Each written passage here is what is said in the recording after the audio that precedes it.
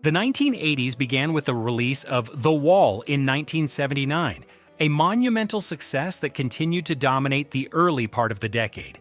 The tensions that had been building within the band during the late 1970s, primarily due to differing visions between Roger Waters and the rest of the band, reached a peak during this period.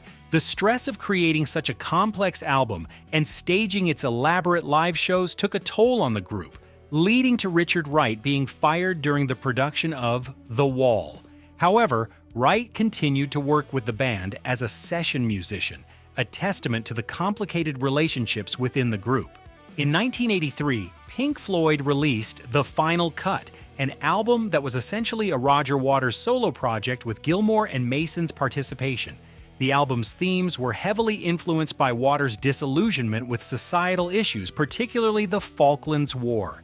It was met with mixed reviews and was the last album to feature Waters, who left the band in 1985 following further legal and personal conflicts over the direction and ownership of the band's name and material. David Gilmour assumed leadership after Waters' departure, steering Pink Floyd into a new chapter. In 1987, the band released A Momentary Lapse of Reason, an album that marked a significant shift in sound and production style. Although critics had mixed feelings about the album, fans received it enthusiastically, proving that Pink Floyd could succeed without Waters.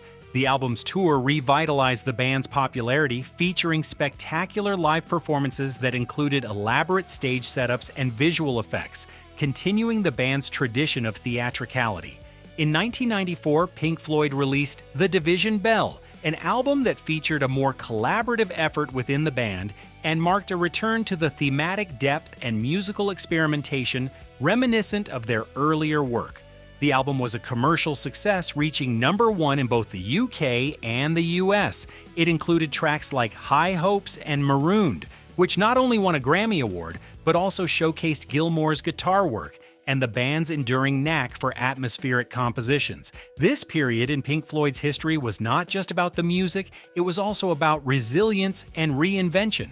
Despite the acrimonies and the challenges, Pink Floyd continued to evolve, proving that their music could transcend personal differences and continue to captivate audiences around the world.